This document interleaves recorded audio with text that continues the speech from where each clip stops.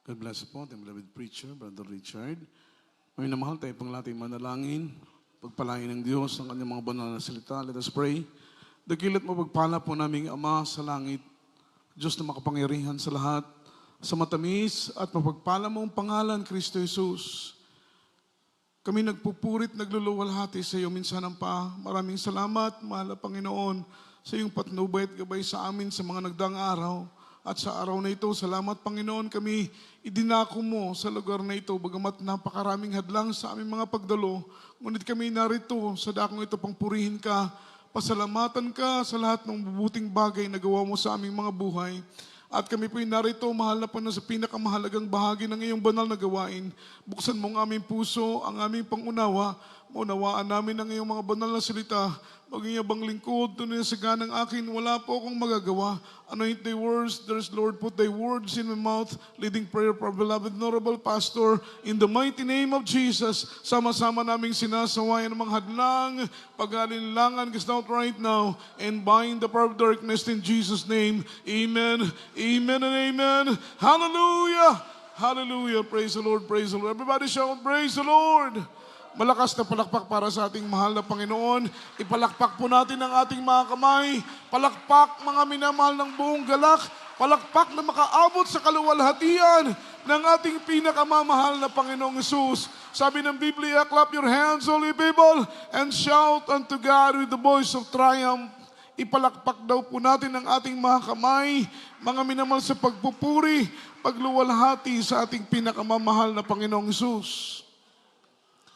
Luwalhatiin ang dakila at mapagpalang pangalan ng ating pinakamamahal na Panginoong Hesus, minamahal, at blessed morning po or afternoon sa inyo pong lahat.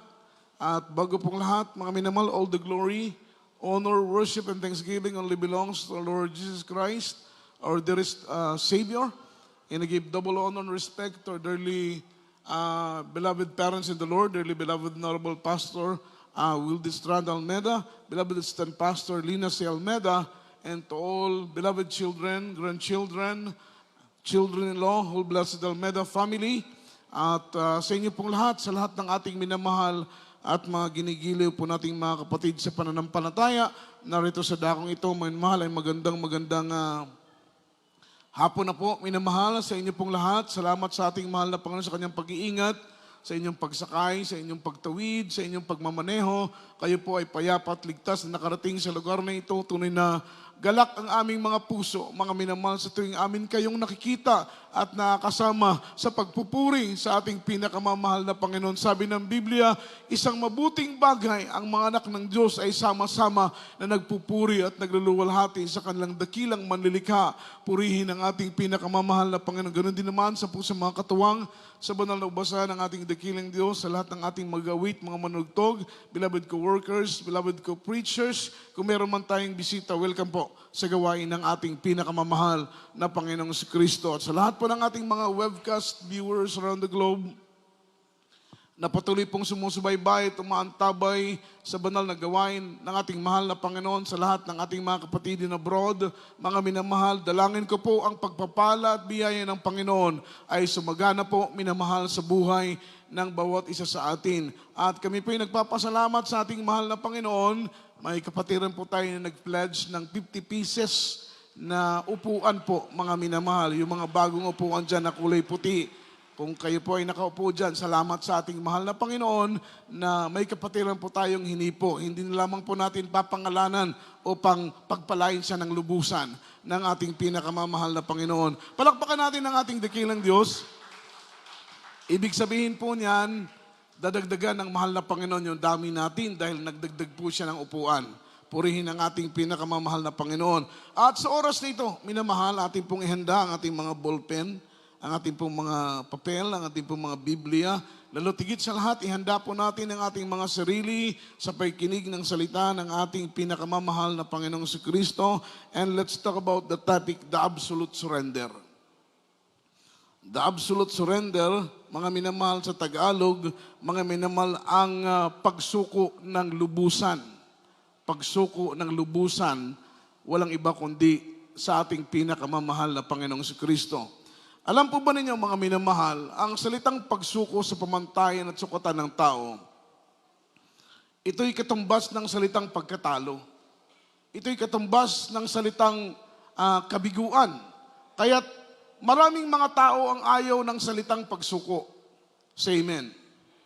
Dahil ito'y katumbas ng pagkatalo, salitang ito ay katumbas mga minamahal ko ng kabiguan. Kaya't ayaw ng maraming tao ang salitang ito. Pero sa pamantayan ng ating mahal na Panginoon, ang salitang pagsuko ay kalugod-lugod sa Diyos. Say amen. Palakpakan natin ang ating mahal na Panginoon. Ang salitang pagsuko ay kinalulugdan ng ating mahal na Panginoon sapagkat ang puso ng pagsamba ay ang pagsuko. Amen? Yung puso ng pagsamba ay ang pagsuko sa ating pinakamamahal na Panginoon.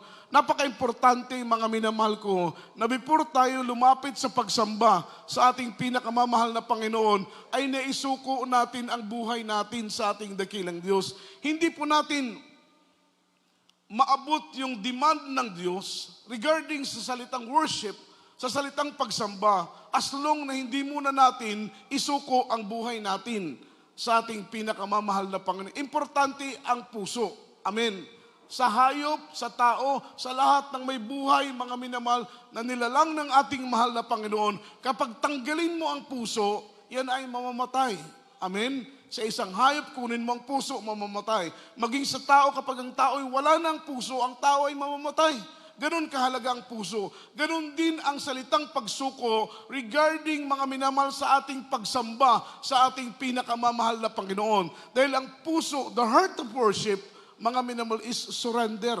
Yung fully surrender sa ating pinakamamahal na Panginoon. Yun po ang gusto ng ating mahal na Panginoon. Meron pong ilan na mga mananampalataya, isinuko ng buo ang kanilang buhay sa ating pinakamamahal na Panginoon. Yun po ang pagsuko na kinalulugdan ng ating mahal na Panginoon. Ayaw ng mahal na Panginoon na isusuko natin yung 1/4 lang ng buhay natin sa Panginoon.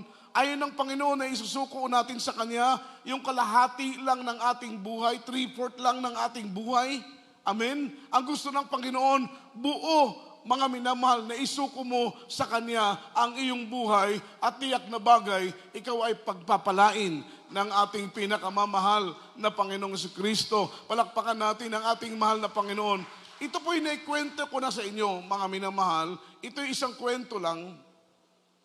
Ngunit may mapupulot tayong aral. Isang araw, mayroong isang Kristiyano, dumating ang mahal na Panginoon sa kanyang bahay. Sabi niya, mahal na Panginoon, pumasok ka.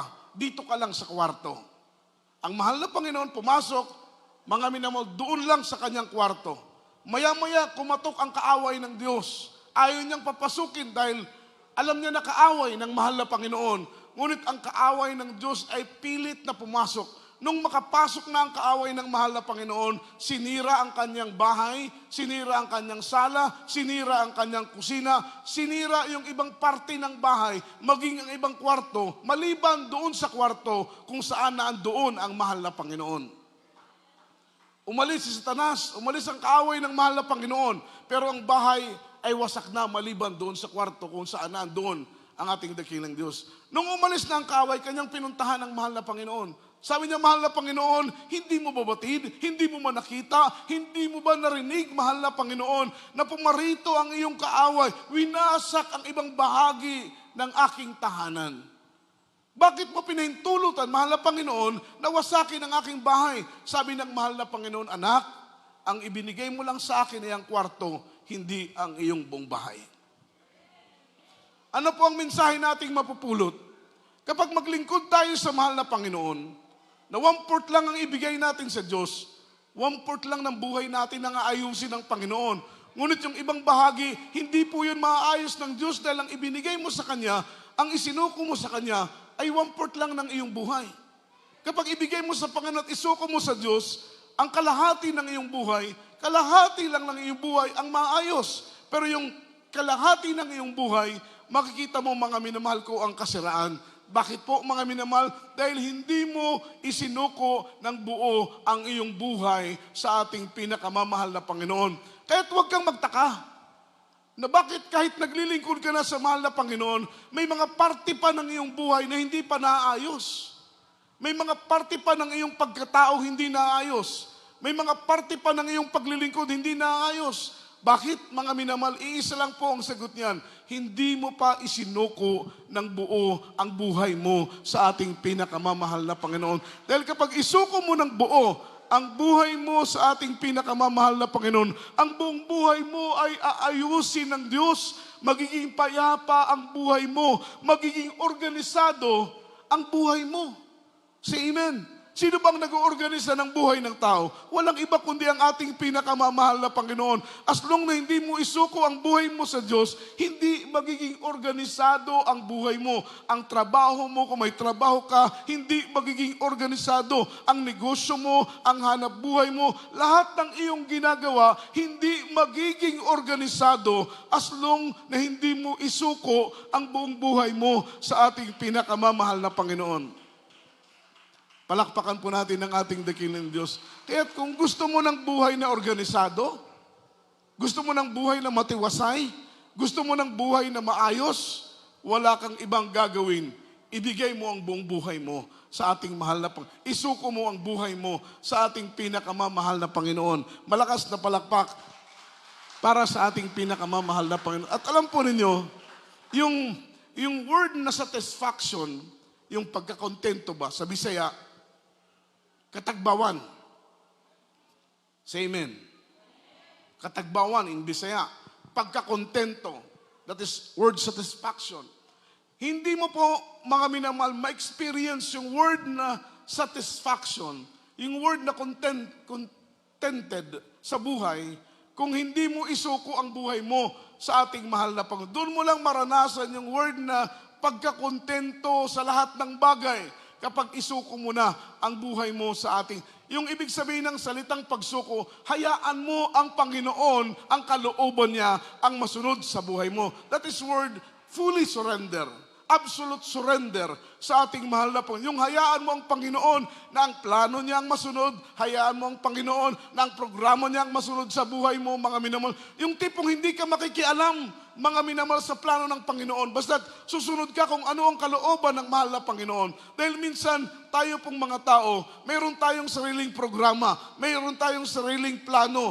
At ang nakakalungkot pa nito, mga minamahal, komplikado, taliwas ang ating plano sa plano ng Diyos. Taliwas ang ating programa sa programa ng Diyos.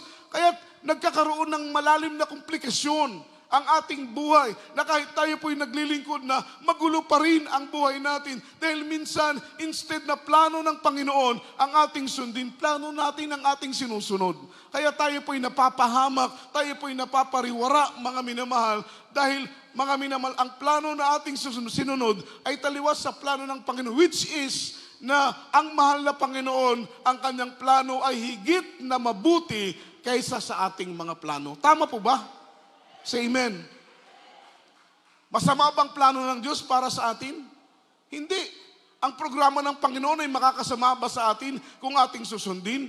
Kung ang plano ng Diyos ang ating sundin, makakasama ba ito sa atin? Hindi po, mga minamahal. Pero sometimes, yung plano mo, kapatid, na taliwas sa plano ng ating mahal na Panginoon, diyan ka mapapasama.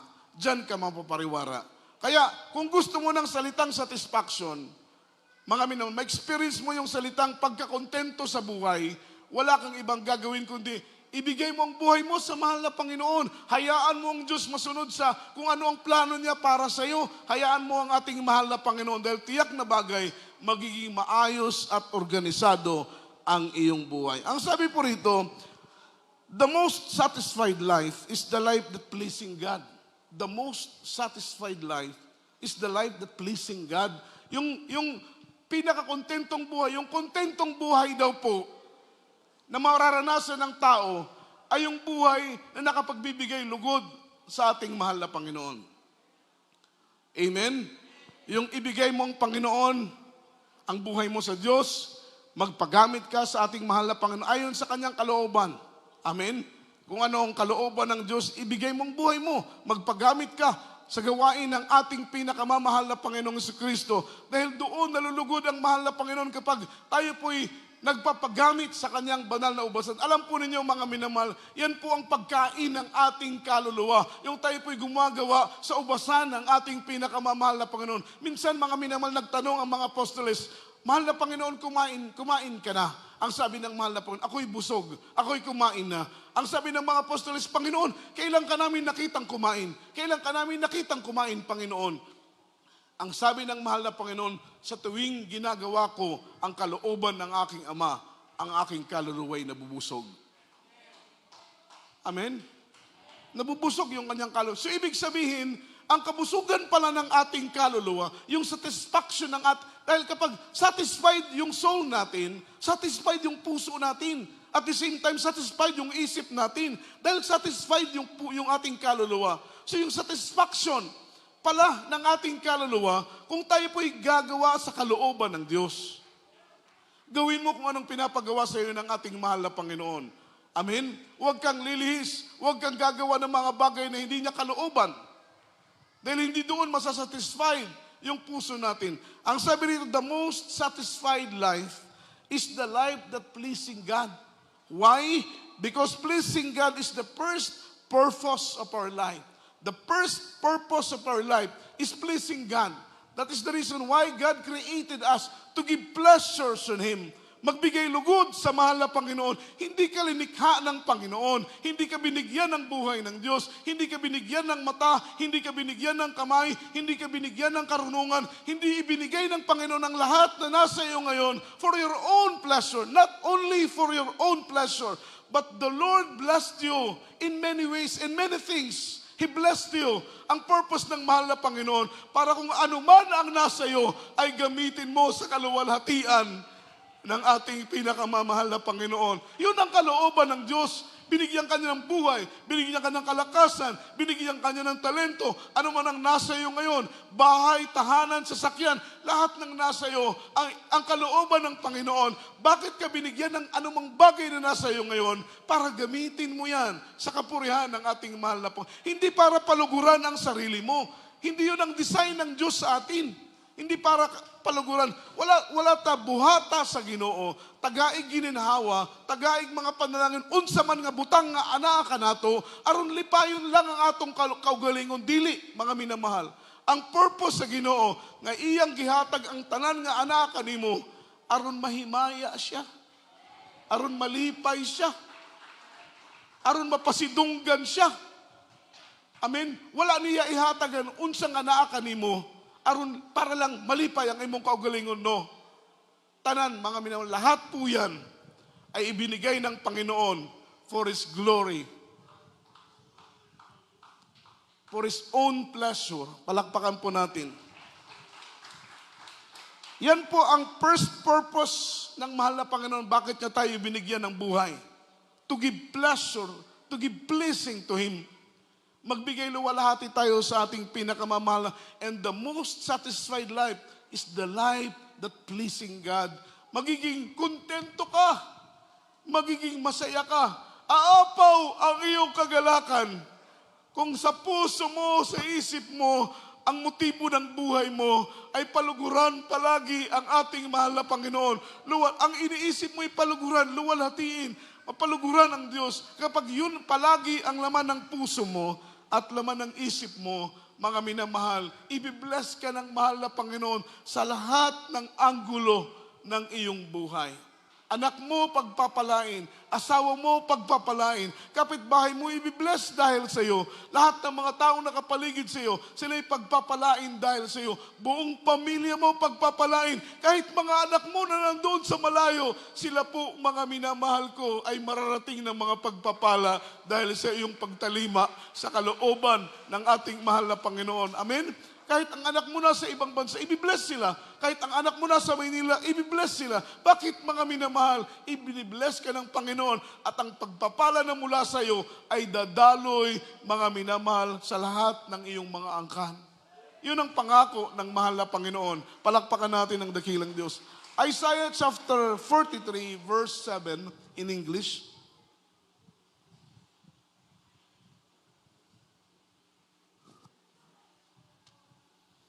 Praise the Lord. Amen. Amen. Praise the Lord. Amen. Sound. Sound.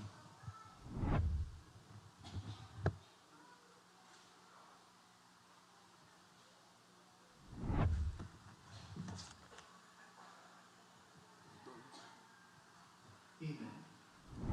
From the book of Isaiah, chapter 43, verse 7. Even everyone that is called by my name, for I have created him for my glory. I have formed him, I have made him. Amen.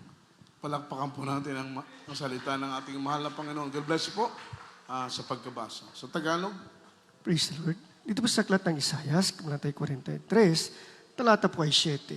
Bawat tinatawag sa aking pangalan at yaong aking nilikha ay sa aking kaluwalhatian. Yaong aking inanyuan, oo, yaong aking ginawa. Amen. palakpakan natin ang ating dakilang Diyos. All of us are called by His name. Tayo po ay tinawag sa pangalan ng Panginoon. Lahat tayo ay tinatakan ng pangalan ng ating mahal na Panginoon. Hindi lang po natin nakikita in our own naked eye yung tatak ni Jesus sa ating mga noo. Amen? Pero we are sealed by His name. We are called by His name. We are shielded by His name. Tayo po'y tinawag sa pangalan ng ating mahal na Panginoon. Silyado tayo sa pangalan ni Jesus. Palakpakan po natin ang ating dakilang Diyos. Kaya't saan man tayo pumunta, lumakad man tayo sa dilim, sa laliman ng dagat, sa amang panganib, kapahamakan ang ating puntahan, taglay natin ang pag-iingat na galing sa Panginoon. Why? Because we are shielded. Amen. By His powerful name, tayo po ay silyado ng makapangyarihang pangalan ng ating mahal na Panginoon. Hindi tayo nagagalaw ni Satanas.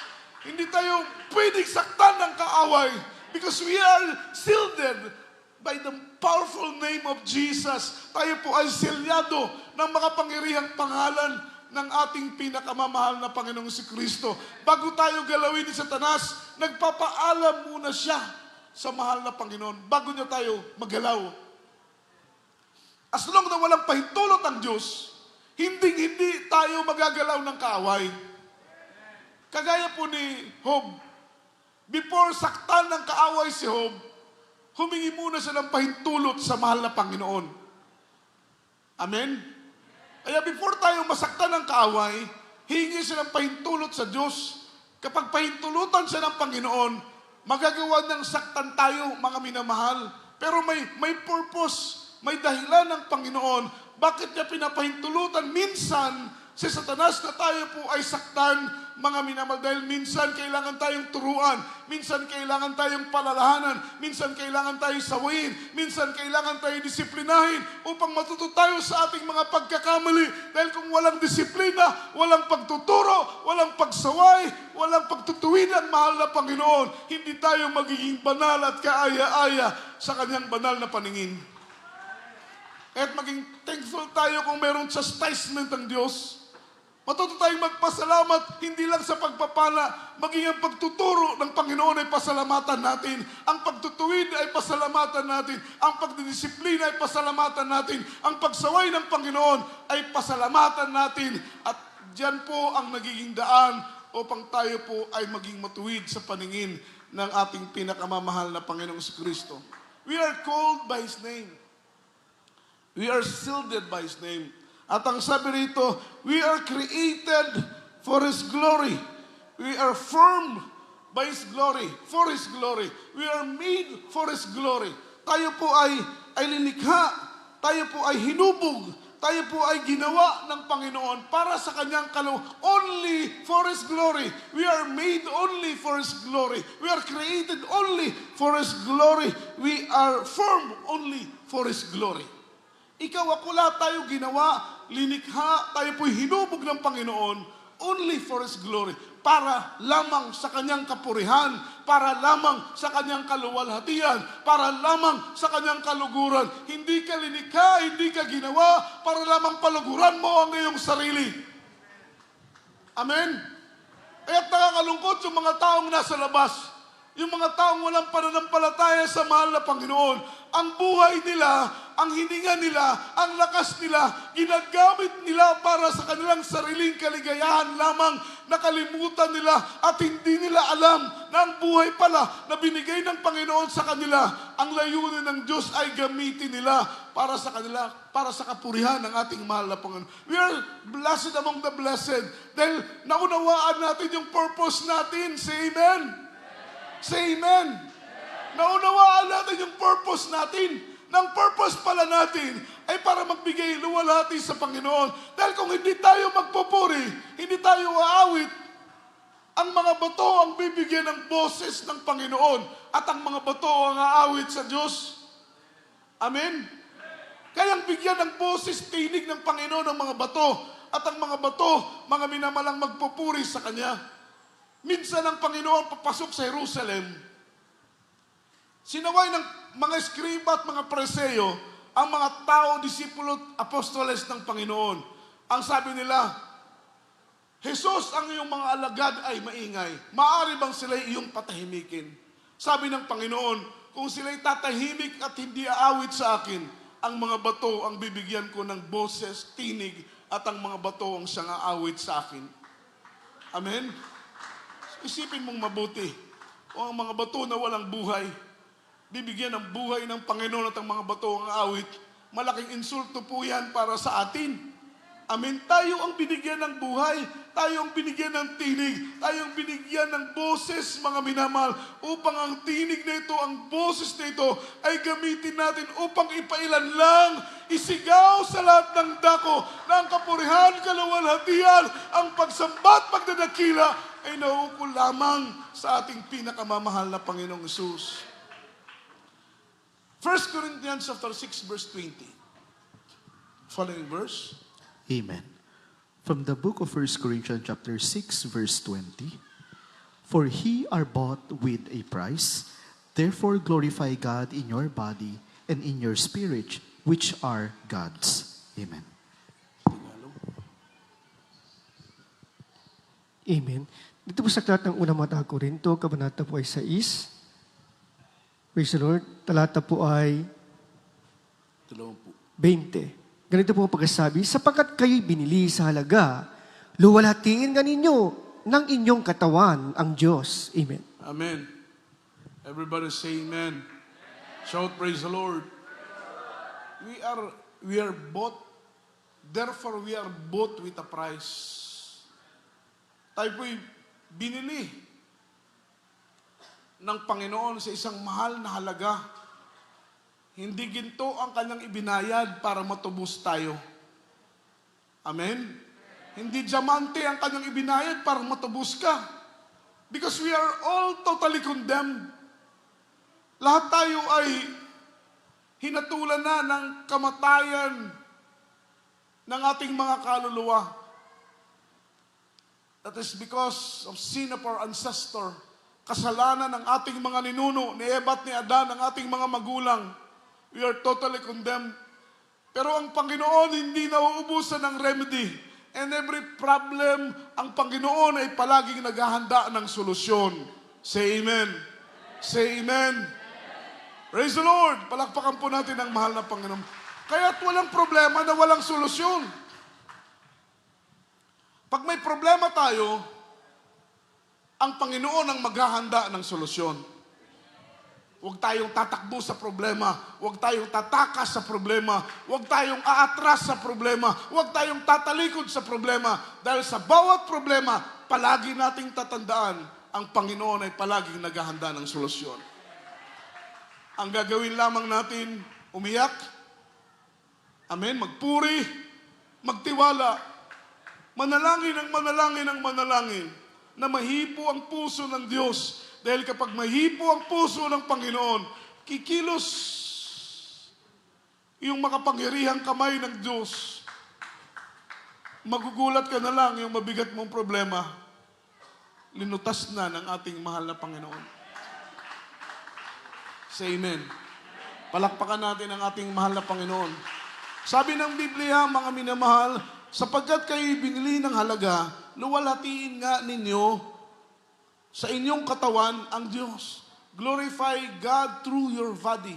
Through your body. Luwalhatiin natin ang Panginoon sa magitan ng ating katawan because we are formed to glorify His name. We are created to glorify His name. Amen. We are made to glorify His name. Yan po ang purpose, mga minamahal. Kaya gamitin natin ang buhay natin sa pagbibigay luwalhati sa Panginoon. Kahit bata ka pa, pwede mong gamitin ang buhay mo sa pagluluwalhati sa ating dakilang Diyos. Kanina lumabas ako. May nakita kong mga bata doon. 4 siguro sila 5. Hindi nagpaka-uniform, mga minamahal. Sabi ko, sunod. Magsumikap kayo mag-uniform na, kumanta kayo. Dahil mainam na kahit sila'y musmus pa, pero nakapagbibigay papuri na at luwalhati sa ating mahal na Panginoon. Palakpakan natin ang ating dakilang Diyos. Kapag gamitin mo ang buhay mo ayon sa kalooban ng Diyos, malulugod ang Panginoon. Pero pag gamitin mo ang buhay mo sa mga bagay na hindi kalooban ng Diyos, mga minamahal, masumpungan mo ang galit ng ating pinakamamahal na Panginoon. Hindi mo pwedeng gamiting panglagari ang martilyo. Di ba? Hindi mo rin pwedeng gamiting pangmartilyo ang lagari. May kanya-kanyang purpose. Ang lagari may purpose. Ang martilyo may purpose. Hindi mo pwedeng ilagari ang martilyo. Hindi mo pwedeng ipukpok ng pako ang lagari.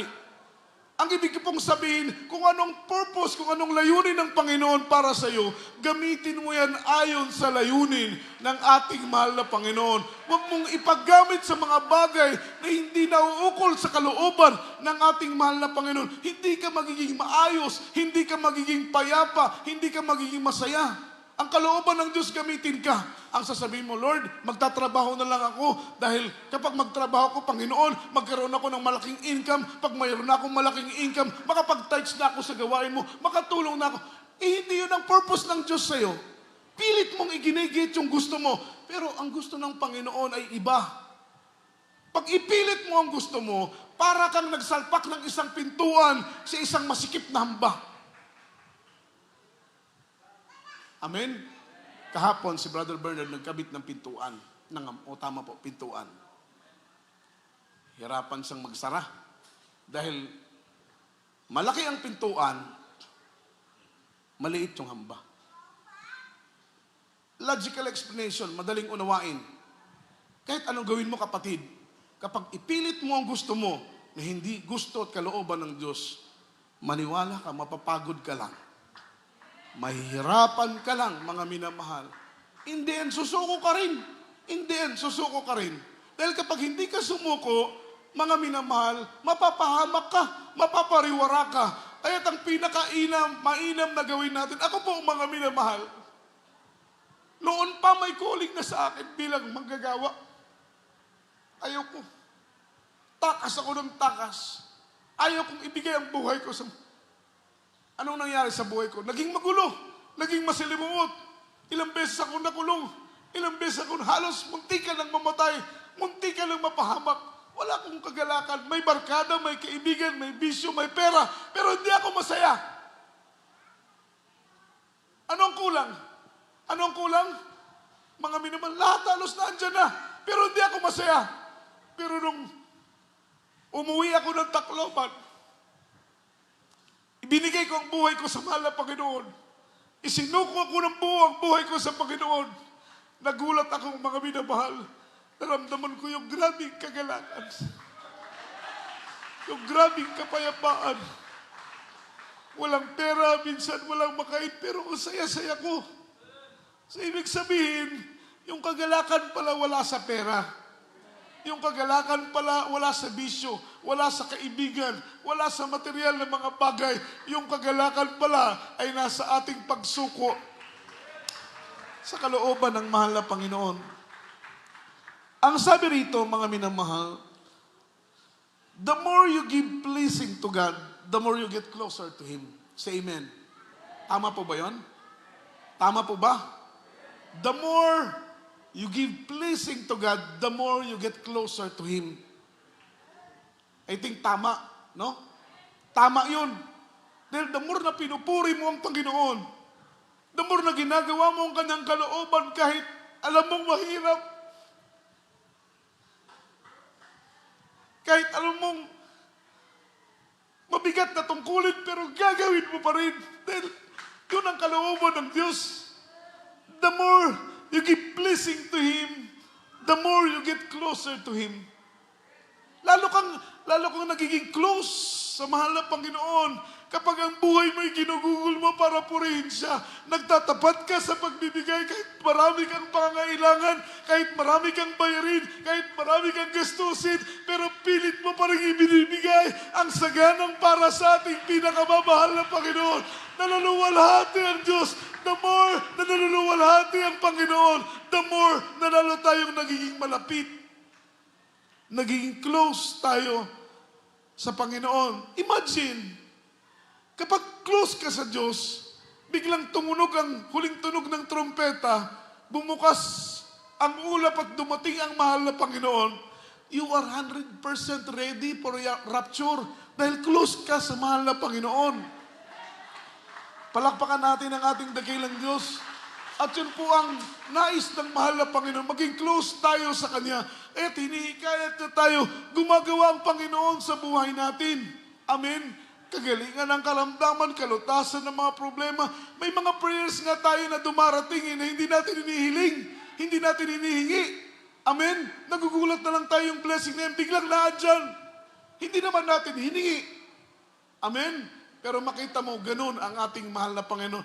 Meron naman tayong mga prayers na hiningi, pero hindi dumarating. Bakit? Baka hindi yan ang kalooban ng mahal na Panginoon para sa iyo. Palakpakan natin ang ating dakilang Diyos. The more we get closer to Him, the more we see the imperfection, mga minamahal, sa ating mga sarili. The more na tayo po ay nagpupuri, nagluluwalhati, the more na tayo po ay nagiging malapit sa Panginoon. The more na tayo po ay nagiging closer sa ating mahal na Panginoon, the more na ating nakikita yung mga imperfection. What is word imperfection, mga minamahal? Yung mga kapintasan ba sa atin? Dahil alam po ninyo, marami tayong kapintasan. Sometimes, hindi natin nakikita. Akala natin okay lang tayo. Akala natin sapat na tayo. Akala natin correct na tayo. Pero yung totoong nakita sa ating mga imperfection, walang iba kundi ang ating mahal na Panginoon. Amen? O kaya minsan, nakikita rin ito ng mga tao na nasa ating likod. Kagaya po ng, kapag tayo po tumalikod, hindi natin nakikita yung ating likuran. Di ba? Kahit anong lingon natin, hindi natin makita yung ating mga likuran. Pero yung mga taong nasa likod natin, nakikita nila kung sino tayo. Nakikita nila kung ano tayo. Amen? Kaya hayaan natin silang mag-suggest. Hayaan natin silang mag-advise na, Brad, ganito ba? Brad, dapat ganito. Amen? Siyempre, kung wala kang pride, hindi ka nagmamalaki, tatanggap ka ng koreksyon, tatanggap ka ng mga pagsaway, tatanggap ka ng pagtuturo. Amen? Dahil para man yun sa iyong ikakabubuti. Pero ang sabi rito, the more we give blessing to Him, the more we get closer to Him. The more we get closer to Him, the more we see the imperfection, mga minamahal, in our own. Nakikita natin, mga minamahal, kapag close tayo sa Panginoon, mainit tayong nagliligod sa mahal na Panginoon, nakikita natin kung ano yung kulang sa atin. Amen. Nakita mo kung anong bagay na dapat mo pang gawin para maluwalhati ang Panginoon. Nakikita mo kung anong dapat mong idagdag. Nakikita mo kung anong dapat mong gawin. Nakikita mo kung anong mga bagay na kailangan mo pang gawin para yung porsyento ng iyong pagiging malapit sa Panginoon ay madagdagan. Ang inyong abang lingkod, ako po'y masaya dahil isinuko ko na yung buhay ko sa Panginoon 100%. Hindi ko na inisip yung pangarap, yung ambisyon,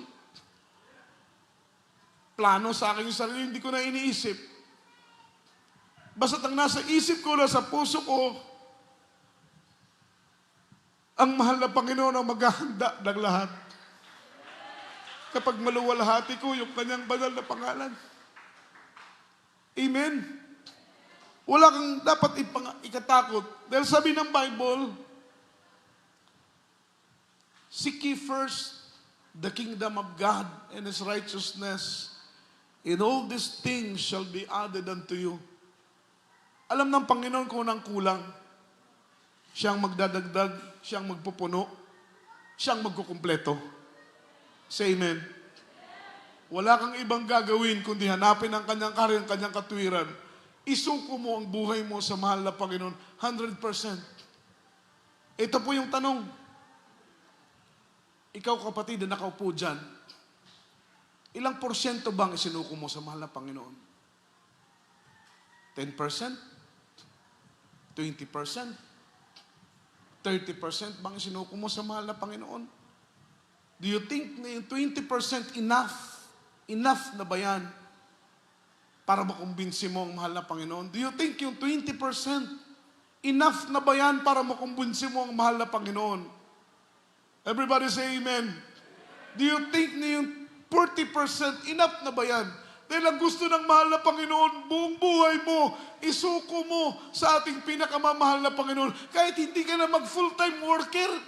Dahil baka akala nyo, mga minamahal full-time worker lang ang pwedeng magsuko ng buong buhay sa mahal na Panginoon. Hindi po. Kahit kayo'y ordinaryong kapatiran lang, pwede nyong isuko ng 100% ang buhay nyo sa ating pinakamamahal na Panginoon. Gampanan lo niya at gawin kung ano ang kalooban ng Panginoon. Yan po ang patunay ng buong puso mong isinuko ang buhay mo sa ating pinakamamahal na Panginoon. Malakas na palakpak sa ating dakilang Diyos. Kapag close ka sa Panginoon, nakita mo yung imperfection mo. Nakita mo yung kakulangan mo, yung depekto mo, yung kapintasan mo, nakikita mo yung kahinaan mo, binubuksan ng Panginoon yung third eye mo. Meron po tayong mata sa ating puso. Amen? Kaya meron pong kanta, mga minamahal, di ba? Open the eyes of my heart, Lord. Yan po yung kanta ng Children's Choir. Buksan mo, Panginoon, ang mata ng aking puso. Dahil kapag buksan ng Panginoon yung mata ng iyong puso, nakikita mo kung anong kulang sa iyo. Nakikita mo kung anong depekto. Nakikita mo kung anong dapat mo pang idagdag, kung anong dapat mong gawin, mga minamahal.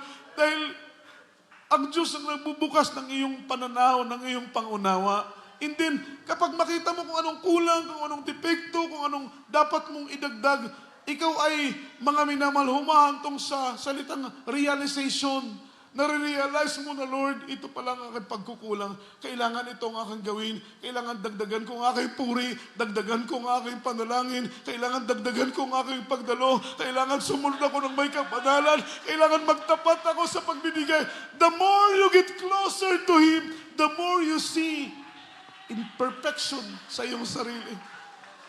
Kaya, nagja-jump tayo sa conclusion, mga minamahal na Lord, kailangan ka talaga namin. Tumatalon tayo sa conclusion na hindi natin kayang mabuhay kung wala ang mahal na Panginoon. Amen? Tumatalon tayo sa conclusion na mahal na Panginoon, kailangan ka namin higit sa ano pa mang mga bagay. Palakpakan natin ang ating dakilang Diyos. Alam niyo, minamahal, sabi ng ating kagalang-galang na pastor, yung totoong paglilingkod, yun po ang ating kailangan gampanan. Yung totoong paglilingkod, yung tunay, yung totoo na paglilingkod. Hindi yung paglilingkod na paisi-isi lang, no? Dibdiba ng pagpasok ng langit. Kapag maglingkod ka ng paisi-isi lang, huwag kang mag-expect ng langit dahil hindi yan ang demand ng ating mahal na Panginoon. Yung langit kailangan dibdiban. Huwag kang magbibiro pagdating sa kaligtasan. Hindi biro ang kaligtasan. Dibdiban kailangan ng paglilingkod sa mahal na Panginoon.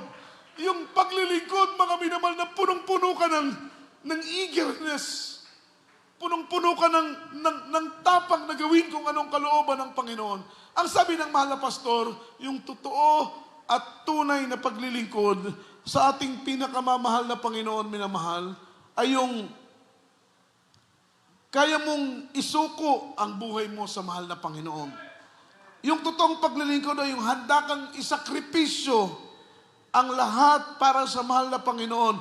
Handa mong isuko ang lahat para lamang mapaluguran ang ating mahal na Panginoon. Handa mong kalimutan ang lahat, handa mong iiwan ang lahat, handa mong talikuran ang lahat, alang-alang sa kapurihan at kaluwalhatian ng ating pinakamamahal na Panginoon. Last verse po, mga minamahal. Matthew chapter 16, verse 25. Amen. From the book of Matthew chapter 16 verse 25. For whosoever will save his life shall lose it, and whosoever will lose his life for my sake shall find it. Amen. Dito po sa Aklat ng Mateo, Kabanata 16, talata po ay 25. Sapagkat ang sino mang mag-ibig iligtas ang kanyang buhay ay mawawalan nito. At ang sino mang mawalan ng kanyang buhay dahil sa akin ay makakasumpong niyaon. Amen. Amen. Ito po'y salitang pagsuko. Ang sabi rito, mga minamahal, this verse emphasized that following Jesus is willing to sacrifice anything for Him. Yung handa kang isakripisyo lahat para sa paglilingkod sa ating pinakamamahal na po. Ang sabi rito, prioritizing God's will over personal desires and for own pleasure. It is symbolized absolute surrender to the will of God. Yun po ang nais ng Panginoon, yung isusuko mo lahat sa ating dakilang Diyos. Ang sabi rito, for whosoever will save his life shall lose it, and whosoever will lose his life for my sake shall find it. Ang sino mang maghanap ng buhay ay mawawalan. Amen. Mawawalan ka ng buhay. Ngunit ang sino mang mawalan ng buhay dahil sa Panginoon, mawalan ng buhay dahil sa paglilingkod, ay makasumpong ng buhay na kanyang hinahangad. Palakpakan po natin. Isa pong perpektong halimbawa ang ating kagalang-galang na pastor. Nung dumating po yung divine calling sa ating mahal na pastor, sagana yung kanilang buhay. Lahat ng kanilang pangangailangan provided ng ating mahal na Panginoon. Dahil ang ating mahal na pastor ay administrator ng isang malawak na minahan, malawak na nyogan, malawak na fishman. Pero nung dumating ang tawag ng mahal na Panginoon sa kanya, iniwan niya lahat. Dahil alam niya magiging sagabal yun sa kanyang paglilingkod. Magiging sagabal yun sa kanyang ministeryo. Magiging sagabal yun sa kanyang pagpapagamit. Iniwan lahat ng ating mahal na pastor. Amen? Hindi man lang niya inisip, paano ang kanyang pamilya? Paano yung kanyang mga anak? Paano yung kanilang ikabubuhay? Paano yung kanilang source of income? Paano yung pag-aaral ng kanyang mga anak? Paano yung pagkain ng kanyang mga anak? Amen? Hindi yun inisip ng mahal na pastor, mga minamahal. Dahil alam niya, ang Diyos na kanyang pinaglilingkuran is a great provider. Jehovah Jireh, the great provider. Yun ang nasa isip, nasa puso ng mahal na pastor. Kaya para sa kanya, oo, nawalan siya ng lahat. Marami ang nawala sa kanya, pero nauunawaan ng lubusan. Ano man ang nawala sa kanya, kapag inuno niya ang kalooban ng Panginoon, ay kayang ibalik ng Diyos ng doble pa ang lahat ng nawala sa kanya. Totoo po, mga minamahal, patuloy na naglingkod ang mahal na pastor. Gitna ng trials, gitna ng pagsubok, gitna ng kahirapan, hindi po umatras ang mahal na pastor kahit isang dangkal. May mga hamon sa pagpapagamit. Kaya nga po, minsan iniisip ko po na wala nga sa kalingkingan yung naranasan namin sa naranasan na sakripisyo ng ating mahal na pastor. Wala kaming dahilan para sumuko sa pagpapagamit. Dahil kung ikumpara ang hirap, ikumpara ang sakripisyo na ginawa ng mahal na pastor sa kanilang kapanahunan, wala sa kalingkingan ng aming sakripisyo. Kaya sa isip ko, wala kaming dahilan para sumurrender. Wala kaming dahilan para sumuko. Wala kaming dahilan, mga minamahal, para umuwi. Ngunit bilang tao, hindi maiwasan ang udyok ng kaaway na iwanan ng tungkulin, iwanan ng pagpapagamit. Pero alam po ninyo, mga minamahal, nangingibabaw palagi ang aming pangakong binitawan sa ating mahal na Panginoon. Mahalaga sa atin yung mga pangakong yun. kayong may mga pangako kayong binitawan, may mga pangako kayong sinambit, may mga pangako kayong winika, may mga pangako kayong sinabi mga minamahal. Ganon din sa amin, may mga pangako kaming binitawan. Kaya sa gitna ng pagsubok, gitna ng problema, patuloy pa rin kaming inaalay ang aming mga buhay para sa kapurihan at kaluwalhatian ng ating dakilang Diyos. Nandoon, mga minamahal ko, ang pagkakontento, the word satisfaction, nandoon sa ating pagsuko, sa ating mahal na Panginoon. Sa oras nito, minamahal, umawit tayo sa mahal na Panginoon. At sa ating pag-awit, isabay natin sa ating mga panalangin ng Panginoon. Isusuko ko sa iyo ang aming buhay. Kapag isuko mo ang buhay mo sa mahal ng Panginoon, hindi ka iiwan ng Diyos. Hindi ka tatalikuran ng Panginoon. Hindi ka ipapahiya ng Diyos, mga minamahal. Dahil ang katapatan ng Panginoon ay hindi nagbabago. Ang katapatan ng Panginoon ay hindi nagbabaliw. His faithfulness remains forever.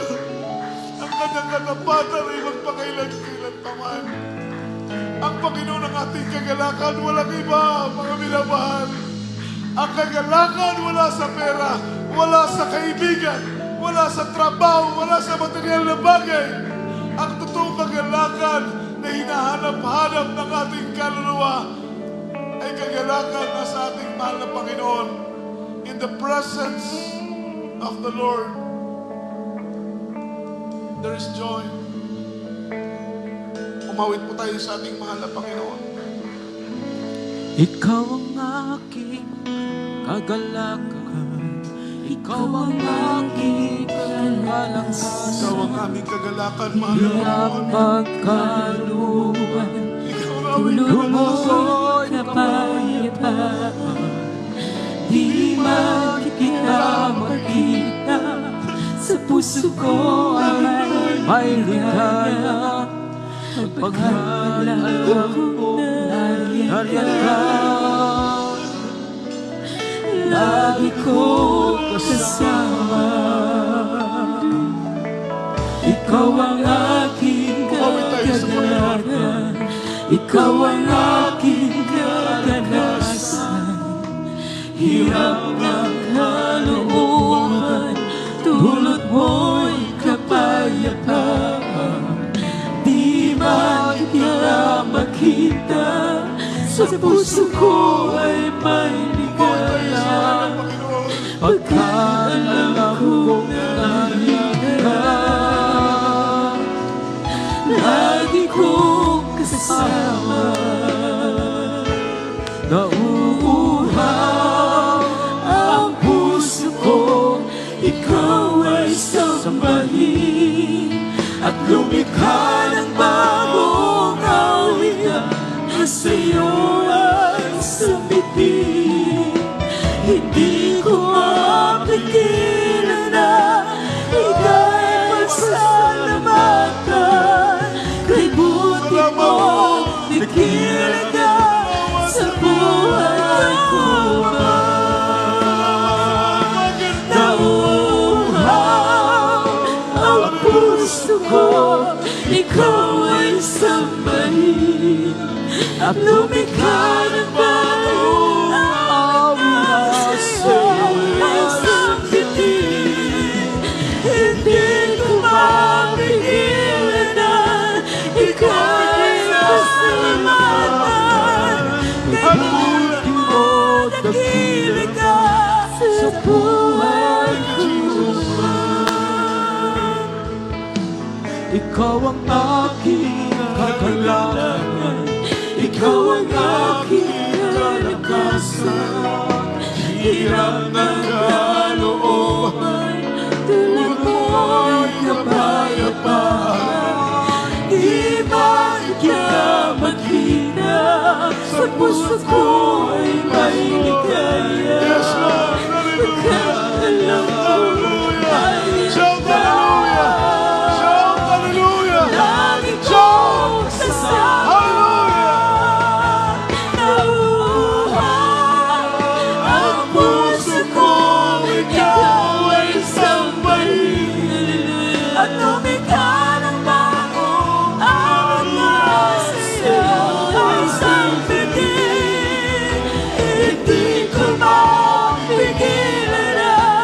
ika'y masasalamatan.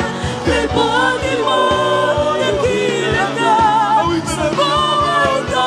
Ay, may awit. Hallelujah. Nauuhaw ang puso ko, ikaw ay sambahin. At lumikha ng bagong awit na sa'yo ay sambihin. Hindi ko mapigilan na ika'y masasalamatan. Kay buti mo, dakila ka sa buhay ko, Ama. Nauuhaw ang puso ko, ikaw ay sambahin. At lumikha ng bagong awit na sa'yo ay sambihin. Hindi ko mapigilan na ika'y pasalamatan. Kay buti mo, dakila ka sa buhay ko. Thank you, Jesus. Thank you, Lord, sa kabutihan mo. Ang Hindi puso mabilang ko, ang kabutihan mo sa buhay namin. at lumikha ng bagong awit na sa'yo ay sambihin. Hindi ko mapigilan na ika'y masalamatan. Kay buti mo, dakila ka sa buhay ko, Ama. Nauuhaw ang puso, ikaw ay sambahin. At lumikha ng bagong awit na sa'yo ay sambihin. Hindi ko mapigilan ika'y masalamatan. Kay buti mo, dakila ka sa buhay ko. Sabay magpuri. Ay, may awit sa ating dakilang Diyos. Nauuhaw Ang puso ko. ikaw ay Nauuhaw ang puso ko. at lumikha ng bagong awit na sa'yo ay sambihin. Hindi ko mapigilan na ika'y masasalamatan. Kay buti mo, dakila ka sa buhay ko, Ama. Nauuhaw ang puso ko, Mabuti mo ikaw naman, ay Panginoon. sambihin. Hindi mabilang ang At biyaya mo sa lumikha akin. ng bagong Hindi mabilang ang kabutihan mo sa sa'yo amin. ay sambihin. Thank you, Jesus. Hindi ko mapigilan na ika'y masalamatan. Kay buti mo, dakila ka sa buhay ko, Ama.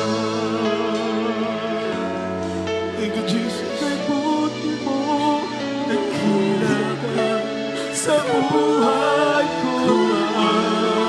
Jesus. Kay buti mo, Salamat, Lord, sa kabutihan mo. ka sa buhay ko, Ama. Hallelujah. Hallelujah. Hindi mabilang ang iyong kabutihan, mahal na Panginoon. Hindi mabilang ang iyong pag-iingat sa amin. Hindi masukat ang iyong katapatan.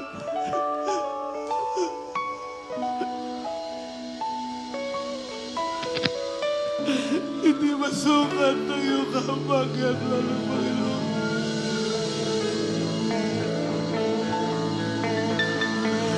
Salamat, Lord. Salamat.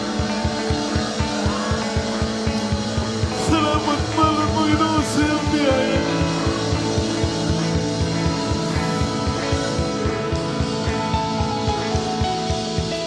Salamat sa iyong napakalawak na pangunawa, mahal na Panginoon. Bagamat narin ang aming mga kahinaan, ang aming mga mga pagkukulang, mahal na Panginoon.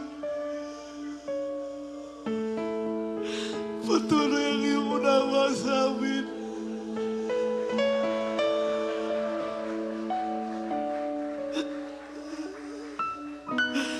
Hallelujah.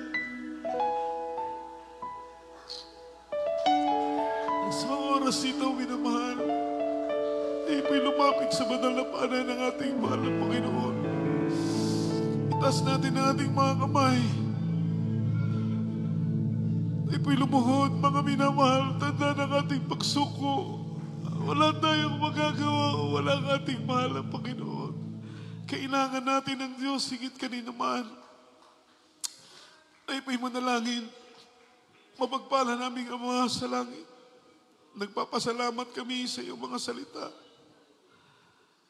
Bukas ng aming puso't pangunawa na wala kaming dapat ikatakot. Wala kaming dapat ikabahala, mahal na Panginoon. Bagkus sa isuko namin sa iyo ang lahat. Isuko namin sa iyo ang aming buhay. Dahil alam namin, Panginoon, na hindi mo kami pamamayaan. Alam namin, nariyan ka lang, mahal na Panginoon, na palaging iuunat ang iyong kanang kamay sa panahon ng aming mga pangailangan. Panghawakan mo kami, mahal na Panginoon, i-revive mo kami, i-comfort mo kami. Ibalik mo ang dating kalakasan, sigla, galak sa aming paglilingkod, mahal na Panginoon, bago ka bumalik. Huwag patuloy naming matiyak ang kaligtasan at buhay na walang hanggang na yung ipinangako sa amin sa pangalan ni Jesus. Amen and amen.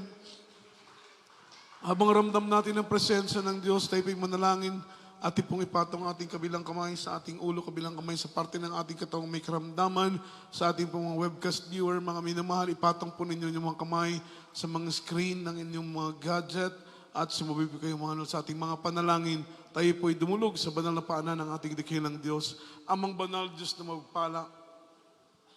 Sa matamis at makapangyarihan mong pangalan, Kristo Jesus, kalugdan mo kami sa oras na ito, inot mo po magpapalam mong kamay, ipatong ito sa aming mga ulo, sa unang dalangin ng aming kagalang-galang na pastor, sa pangalan ni Jesus, anumang karamdaman gumaling, anumang problema malutas, cast out right now, demons of doubts, pride, carnality, stubborn spirit, poverty, began, sickness be healed, infirmities cast out, demons of leukemia, cancer, TB, diabetes, anumang uri ng mga panghihina, palupaypay, panlalamig at pag-alinlangan, cast out in the mighty name of Jesus. In Jesus' name, amen and amen. Amen and amen. Hallelujah. Praise the Lord. Say amen. Minamahal sa oras na ito, itas po natin ating dalawang kamay. Shout 3 times, hallelujah, praise the Lord. And jump 3 times. Express our love toward the rest, Papa Jesus. Hallelujah, praise the Lord. Hallelujah, praise the Lord. Hallelujah. Say, I love you, there is Jesus. I love you, there is Jesus.